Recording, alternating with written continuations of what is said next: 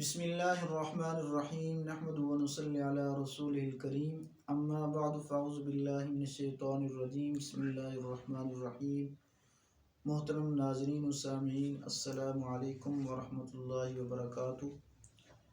آج ہم آپ حضرات کے سامنے ایک نئی ویڈیو کے ساتھ حاضر ہوئے ہیں۔ آج کا ہمارا ٹاپک ہے شب بارات کی فضیلت اور اہمیت قرآن و حدیث کی روشنی میں۔ سب سے پہلی بات تو یہ ہے کہ بہت سے لوگ اس غلط فہمی کے اندر مبتلا ہیں، آیا قرآن و حدیث کے اندر اس رات کی فضیلت حدیث سے ثابت ہے یا نہیں۔ بہت سے لوگ جو ہے اس کے فضائل اور اس کی اہمیت کو مانتے ہی نہیں ہیں، وہ سرے سے انکار کر دیتے ہیں۔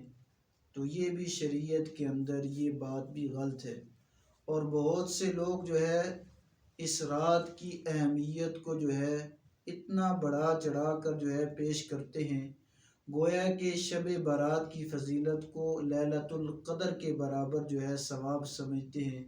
یہ بات بھی غلط ہے۔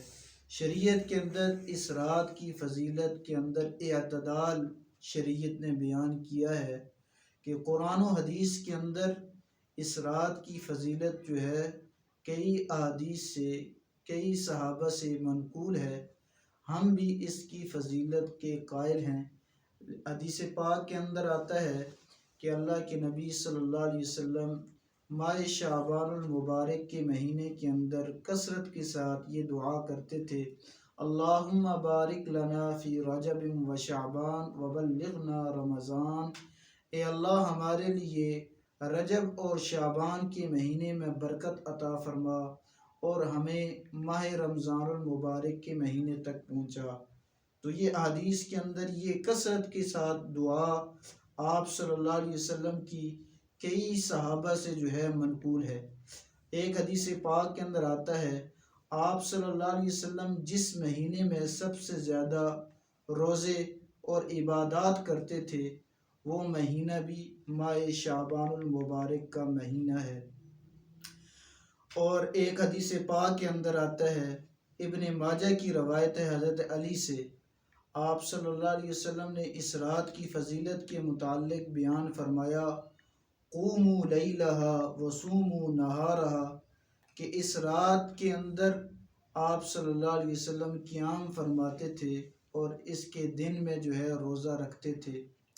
حدیث پاک کے اندر آتا ہے کہ اس کی رات کے اندر رب ذوالجلال جو ہے آسمانی دنیا پر آ جاتے ہیں، اور اللہ رب ذوالجلال کے اس رات کے اندر اپنے بندوں کے متعلق یہ اعلانات ہوتے ہیں، حل من مستغفرن، ہے کوئی مجھ سے بخشش طلب کرنے والا میں اس کو معاف کروں، حل من مسترزقن، ہے کوئی مجھ سے اپنی جو ہے روزی طلب کرنے والا میں اس کے رزق کے اندر اضافہ کروں، حل من حاجات، ہے کوئی مجھ سے جو ہے اپنی حاجتوں اور ضرورتوں کو پیش کرنے والا میں اس کی حاجتوں اور ضرورتوں کو جو ہے پورا کروں، حل من عافیت۔ کچھ لوگ اگر یہ سوال کرتے ہیں کہ ہے کوئی مجھ سے جو ہے عافیت طلب کرنے والا میں اس کی عافیت اور چین اور سکون والی زندگی عطا فرماؤں، گویا کہ یہ اس مہینے کے اندر اللہ رب ذوالجلال اس رات کے اندر اللہ کی یہ اعلانات ہوتے ہیں۔ تو یہ رات جو ہے فضیلت کے اعتبار سے جو ہے بہت خاص رات ہے، ہمیں اس کی فضیلت کو سمجھنا چاہیے۔ ایک حدیث پاک کے اندر آتا ہے، یہ بھی روایت جو ہے حدیث کی کتابوں کے اندر موجود ہے، آپ صلی اللہ علیہ وسلم نے ارشاد فرمایا، اس رات کے اندر جو ہے بہت سی لوگوں کی بخشش اور مغفرت کے رب ذوالجلال اعلانات کرتے ہیں، لیکن چند لوگوں کی بخشش اور مغفرت نہیں ہوتی۔ ان میں سے سب سے پہلا آدمی وہ ہے جو مشرک ہے۔ مشرک آدمی کے جو ہے اس رات کے اندر جس نے اللہ کے ساتھ کسی کو شریک ٹھہرایا، اس رات کے اندر جو ہے بخشش نہیں ہوتی۔ دوسرا وہ آدمی ہے کہ جو ڈکیتی کرتا ہے اور سر عام کرتا ہے، لوگوں کا مال لوٹتا ہے، اس آدمی کی جو ہے بخشش نہیں ہوتی۔ کینہ اور بغض رکھنے والے آدمی کی اس رات کے اندر بخشش نہیں ہوتی۔ اور اسی طریقے سے والدین کا نافرمان آدمی ہے، والدین کو ناراض کرتا ہے، اس آدمی کی بھی بخشش اور مغفرت نہیں ہوتی۔ اور قطع تعلق رکھنے والا، رشتہ داروں سے ناطہ توڑنے والا، ایسے آدمی کی بھی اس رات کے اندر بخشش اور مغفرت نہیں ہوتی۔ تو ہمیں اس رات سے پہلے ان لوگوں کو جو ہے معاف کرنا چاہیے، والدین کی خدمت کرنی چاہیے، اگر ڈکیتی کے اندر مبتلا ہیں تو ڈاکہ چھوڑ دینا چاہیے، تاکہ اس رات کی فضیلت اور اہمیت کے اندر ہم بھی شامل ہو جائیں۔ اس رات کے متعلق حضرت عائشہ فرماتی ہیں کہ ایک دفعہ میری آنکھ کھلی، میں نے آپ صلی اللہ علیہ وسلم کو بستر پر نہیں پایا، میں باہر نکلی، دیکھا کہ آپ صلی اللہ علیہ وسلم جنت البقیع میں ہے۔ میں نے آپ صلی اللہ علیہ وسلم نے پوچھا، اے عائشہ کیا تیرا یہ خیال ہے کہ میں تجھے چھوڑ کر، تیری باری کو چھوڑ کر کسی اور کے پاس چلا گیا ہوں؟ آپ صلی اللہ علیہ وسلم نے پھر اس رات کی فضیلت بیان فرمائی۔ آپ نے فرمایا کہ اس رات کے اندر رب ذوالجلال بنی کلب کے جو ہے بکریوں کے بقدر رب ذوالجلال اس رات کے اندر بخشش اور مغفرت کے لوگوں کے اعلانات کرتے ہیں۔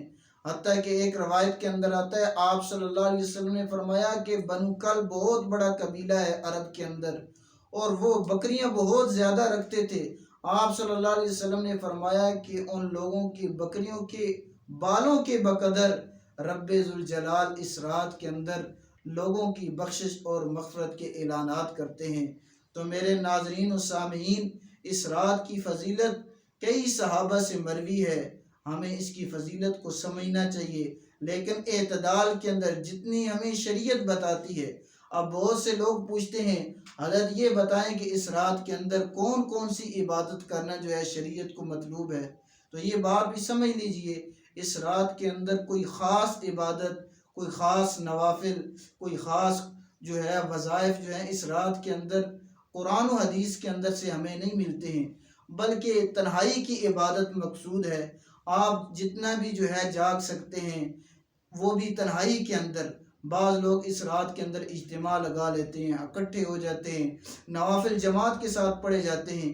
یہ ساری چیزیں جو ہیں احادیث سے ثابت نہیں، بلکہ اتنی بات ہے کہ ہم نے اس رات کے اندر اللہ کی عبادت کرنی ہے تنہائی میں جتنا ہو سکے۔